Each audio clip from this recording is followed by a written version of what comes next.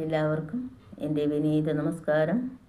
ഭജഗോവിന്ദം ഭജഗോവിന്ദം ഭജഗോവിന്ദം ഗോവിന്ദം ഭജമൂഢമതേ സംപ്രാപ്തേ സന്നിഹിതേ കാലേ നഹി നഹി രക്ഷതി ദൃഗിൻകരണേ ഭജഗോവിന്ദം ഭജഗോവിന്ദം ഗോവിന്ദം ഭജമൂഢമതേ. ഭജഗോവിന്ദത്തിലെ 17ാമത്തെ ശ്ലോകം. കുരുതേ ഗംഗാസാഗരഗമനം വ്രതപരിപാലനം അഥവാ ദാനം ജ്ഞാനവിഹീനഃ സർവമതേന മുക്തിം ഭജതിന ജന്മശതേന ഭജഗോവിന്ദം ഭജഗോവിന്ദം ഗോവിന്ദം ഭജമൂഢമതേ. ഗംഗാസാഗരഗമനം കുരുതേ. ഗംഗയും സാഗരവും സമ്മേളിക്കുന്ന ഗംഗാസാഗരത്തിലേക്ക് തീർത്ഥയാത്ര ചെയ്യുകയോ വ്രതപരിപാലനം അഥവാ ദാനം കുരുതേ വ്രതങ്ങൾ അനുഷ്ഠിക്കുകയോ ദാനം ചെയ്യുകയോ ആവട്ടെ.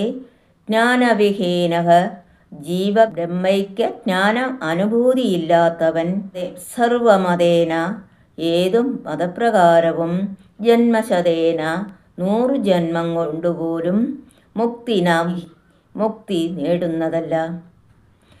അവിവേകികളായ സന്യാസിമാരുടെ മൂഢതപസ്സിൻ്റെ നിഷ്ഫലത എടുത്തുകാട്ടി വിമർശിച്ച ഹസ്താമലകൻ്റെ ശ്ലോകത്തിന് തുടർച്ചയായി അതേ ആശയത്തെ തന്നെ ഒന്നുകൂടി വിസ്തരിക്കുകയാണ് ഈ ശ്ലോകത്തിൽ സുബോധാചാര്യൻ ചെയ്യുന്നത്. സന്യാസിമാരുടെ തപസ് അങ്ങനെയാവാം, ഗൃഹസ്ഥന്മാരുടെയോ? നിഷ്ഠയുള്ള മതാനുയായികൾ തീർത്ഥയാത്ര നടത്താറുണ്ട്, വ്രതങ്ങൾ അനുഷ്ഠിക്കാറുണ്ട്, ദാനം ചെയ്യാറുമുണ്ട്. അവയെപ്പറ്റി എന്തു പറയുന്നു? ജീവിതത്തിൻ്റെ നേരെ ശരിയായ സമീപനം വളർത്താനും ശാസ്ത്ര പഠനവും ആത്മവിചാരവും കൂടുതൽ തീവ്രമാക്കാനും അവയൊക്കെ സഹായങ്ങൾ തന്നെ.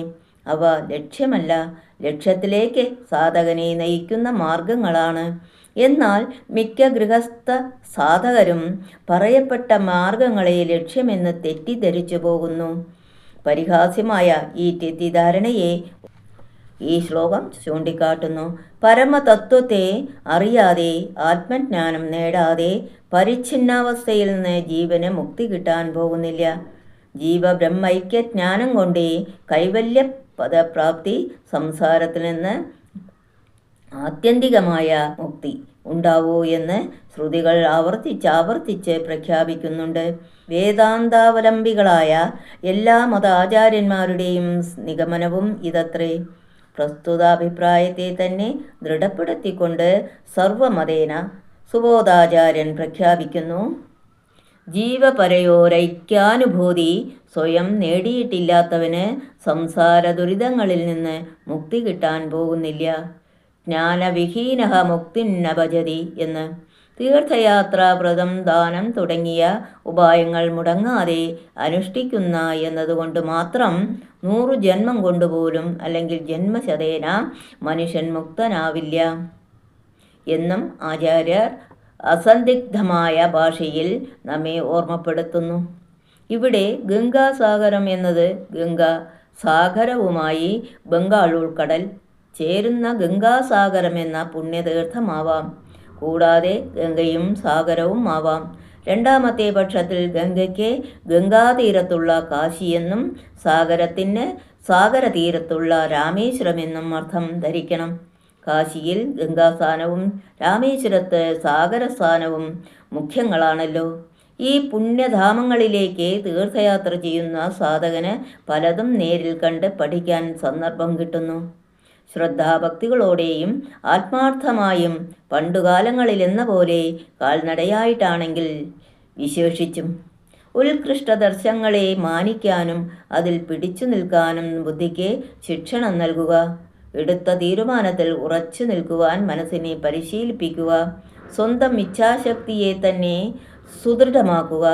ഇച്ഛാശക്തിയെ യഥാസമയം വേണ്ട പോലെ പ്രവർത്തിപ്പിക്കാൻ സ്വയം സമർത്ഥനാവുക തുടങ്ങിയവയാണ് വ്രതാനുഷ്ഠാനങ്ങൾ കൊണ്ടുണ്ടാവുന്ന നേട്ടങ്ങൾ.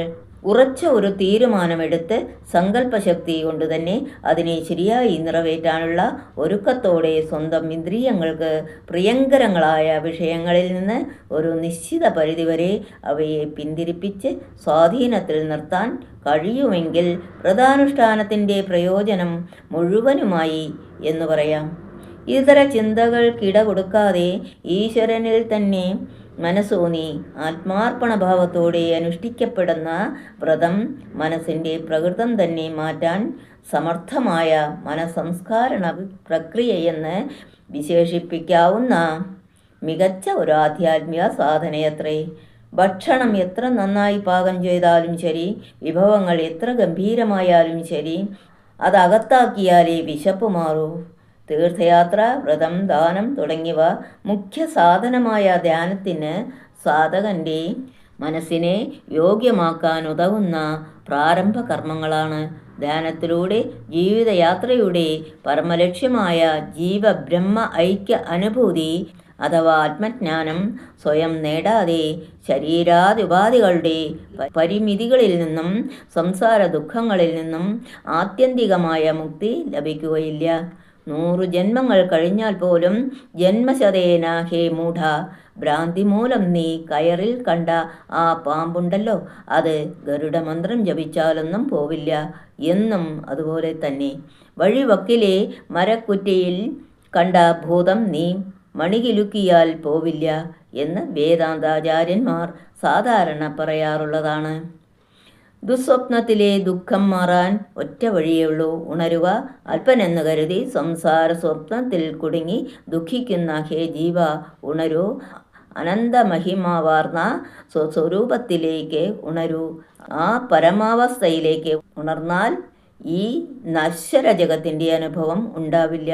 നീ ജീവനല്ല, ശിവനാണ്, തത്വമസി. സുബോധാചാര്യരാണ് ഈ ശ്ലോകത്തിൻ്റെ കർത്താവ്. ഓം തത്സത്.